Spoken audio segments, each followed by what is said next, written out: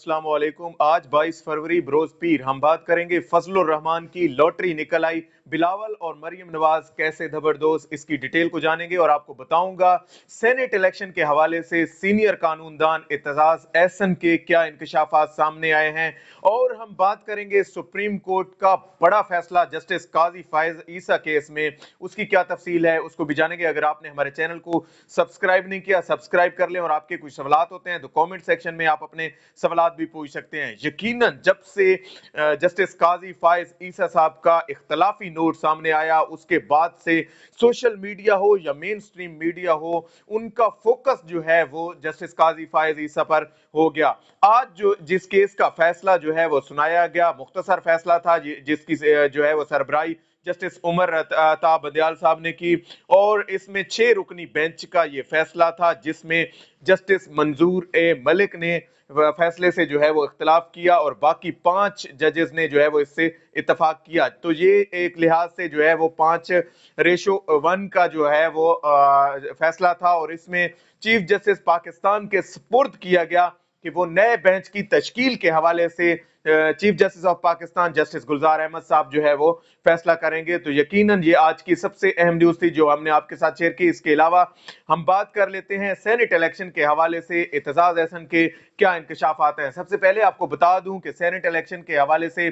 Open balloting और secret balloting का मामला हुकूमत किसी तौर पर भी बैकफुट पे जाती हुई नहीं दिखाई दे रही, चाहे सुप्रीम कोर्ट का फॉरम हो या फिर सदारती रेफरेंस हो या फिर ऐवान कौमी असम्बली का ऐवान हो। वहां पे आज कौमी असम्बली में ये ऑर्डिनेंस जो था 2021, इसको जो है वो पेश किया जाएगा और इस पर जो डिबेट होगी और इसे मंजूर कराए जाने का जो इम्कान है, आज इसे जो है वो कौमी असम्बली में न सिर्फ पेश किया जाना है बल्कि चांसेस यही हैं कि अब फैसला जो है वो ओपन बैलेटिंग की तरफ ही जाएगा। एतजाज एहसन ने आज बताया कि कैसे जो है वो अगर इमरान खान हुकूमत और खास तौर पर जो उसके मुखालिफ 11 जमातें हैं जिन्होंने पीडीएम के फोरम पे एक इत्तेहाद बना रखा है, और उनकी ये पूरी कोशिश है कि किसी न किसी तरह इस सेनेट इलेक्शन को अपने नाम किया जाए। अगर सेनेट इलेक्शन ये 11 जमातें अपने नाम करने में कामयाब होती हैं और खास तौर पर चेयरमैन सेनेट के लिए यूसुफ रजा गिलानी साहब मुंतखब होते हैं, तो इमरान खान इस्तीफा तो नहीं देंगे,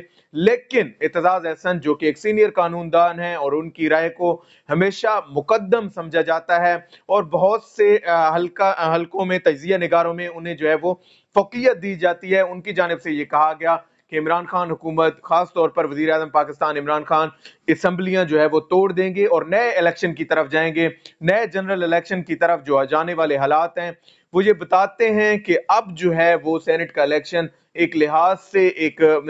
टर्निंग पॉइंट बन गया है, और जो भी पार्टी इसको जीतेगी वो यकीनन आने वाले वक्त में बड़े अहम पैराए में जो है वो गुजरेगी। इसके अलावा उन्होंने ये भी बताया कि इमरान खान जो जवाब पेश करेंगे वो ये होगा कि एहतसाब का अमल जो हम करना चाहते थे, अकाउंटेबिलिटी का मामला जो हम लेकर आए थे, उसकी राह में हायल सबसे बड़ी रुकावट ये है कि अगर इनको अक्सरियत नहीं मिलती दोनों ऐवानों में तो ये लेजिस्लेशन नहीं कर सकते, और अगर ये लोग लेजिस्लेशन नहीं कर सकते तो इसका मतलब ये है कि ये लोग जो है वो एहतसाब के अमल को उस तरह पूरी तरह इंप्लीमेंट नहीं कर सकते, जिसकी वजह से असम्बलियों को जो है वो तोड़ दिया जाएगा और नए इलेक्शन की तरफ हालात चले जाएंगे। अब हम आ जाते हैं फजलुर रहमान से रिलेटेड। मैं आपको बता दूं आसिफ अली जरदारी और नवाज शरीफ का टेलीफोनिक राब्ता हुआ है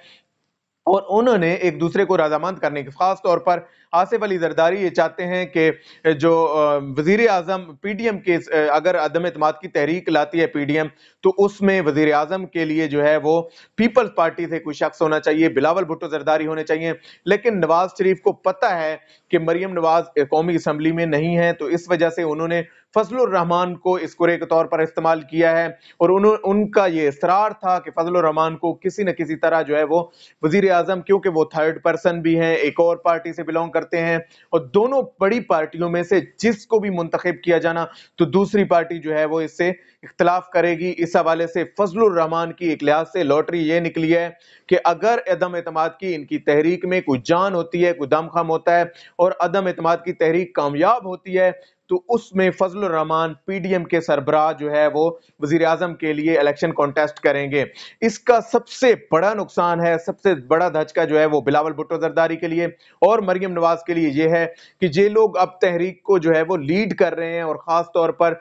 जिस तरह ये इस सियासी पॉलिटिकल स्ट्रगल को लेकर चल रहे हैं, उसके बाद यकीनन उनकी उम्मीद यही है कि उन्हें ही जो है वो प्राइम मिनिस्टर बनना चाहिए, और उन्हें ही कम अज कम बनने से तो ये रहे कॉन्टेस्ट तो करना चाहिए प्राइम मिनिस्टर का इलेक्शन। लेकिन इस ऑप्शन के बाद जो आसिफ अली जरदारी और नवाज शरीफ के दरमियान तय हुआ है, उसके बाद से बिलावल भुट्टो और मरियम नवाज पर ये एक बहुत ही बुरी खबर इनके लिए ये है कि अब ये लोग ना सिर्फ ये कॉन्टेस्ट नहीं कर सकते, बल्कि ये पीडीएम का जो गैर फित्री इत्तेहाद इन्होंने कायम किया था, उसका जनाजा तो पहले ही निकल चुका था जब इन्होंने जो है वो ऐसे लोगों को साथ मिला दिया, जैसे अचकजई को इन्होंने लाहौर जलसा में जब उन्होंने जो है वहां पे पंजाबियों की तौहीन की, और उन्होंने ऐसे बयानात दिए जिससे इनका इत्तेहाद जो है वो मुतनाज़ा हो गया, क्योंकि एक पार्टी एक बयान को सपोर्ट करती है तो दूसरी दूसरे को सपोर्ट करती है। कैसे हमने आपको बताते हैं कैसे जो है वो इन्होंने मुल्की सलामती के इदारों को खास तौर पर जैसे टारगेट किया, कैसे एस्टेब्लिशमेंट को सियासत में धकेलने की कोशिश की, कैसे मुल्की उन इदारों को जिनका इनसे ताल्लुक भी कोई खास सामने या जाहिरी तौर पर जो है वो ऐसा ताल्लुक जाहिर नहीं होता, उनको उन्होंने घसीटने की बात की। और आईएसआई को आप देख लें, एफआईए को देख लें या बाकी इदारों को देख लें, इन्होंने इनको मुलविस करने की कोशिश की कि किसी न किसी तरह इनको पॉलिटिकल स्ट्रगल में सियासत में मुलविस किया जाए और इनसे वो अपने मनमाने फैसले लेने की कोशिश की जाए और इनको धकेल कर सियासत में अपने मतलूबा नताइज हासिल करने की कोशिश की जाए। लेकिन इनको उस वक्त मुंह की खानी पड़ी जब डीजीआईएसपीआर ने एक प्रेस कॉन्फ्रेंस की और उन्होंने बताया कि हमें जो है वो सियासत में ना घसीटा जाए, और अगर आपको ज्यादा वो है तो आपने जो करना है आप करके देख लें, फिर आपको पता चल जाएगा कि हम लोग सियासत में हैं या नहीं हैं। खास तौर पर जब जो है वो इनके फजल रहमान की तरफ से बयानात आते थे कि हम लोगों का धरना जो है वो इस्लामाबाद नहीं बल्कि अब जीएचक्यू पिंडी की तरफ होगा, और जो रुख है हमारी तोपों का वो जीएचक्यू की तरफ होगा। लेकिन इस बयान के बाद डीजीआईएसपीआर की प्रेस कॉन्फ्रेंस के बाद हालात काफी चेंज होते हुए नजर आए। इन्होंने दोबारा से अपनी पॉलिटिकल स्ट्रगल का रुख जो है वो सियासी करने की कोशिश की, इमरान खान की तरफ करने की कोशिश की, और उनके मुस्तफी होने पर बात जो है वो लेकर गए। लेकिन इनको इस मुस्तफी होना उनका इतना आसान नहीं था, क्योंकि अगर ये लोग धरना दे भी दें तो इनको ऑलरेडी एक चैलेंज फेस करना पड़ेगा वहां पे सिटिंग का। और खास तौर पर वफाकी हुकूमत तो इस हवाले से ये भी कह चुकी है कि अगर आप 7 रोज वहां पे स्टे कर लें तो हम वैसे ही जो है वो हुकूमत छोड़ देंगे। इनके लिए वहां पे 7 रोज स्टे करना भी बड़ा मुश्किल बात है। ये तो रही बात कि ये लोग जो है वो उन्हें असम्बलियों से निकालेंगे। और खास तौर पर इनके बयानात में तजाद उस वक्त सामने आता है जब हमने माजी में देखा ये लोग कहते थे कि आप लोग सड़कों पर क्यों निकले, आप लोगों को आना चाहिए कौमी असम्बली में और वहां पे आके बात करनी चाहिए और वहां पे जो है वो डिस्कस होना चाहिए। आज तक के लिए इतना ही। अल्लाह पाक आपका हामी नासिर और पाकिस्तान जिंदाबाद।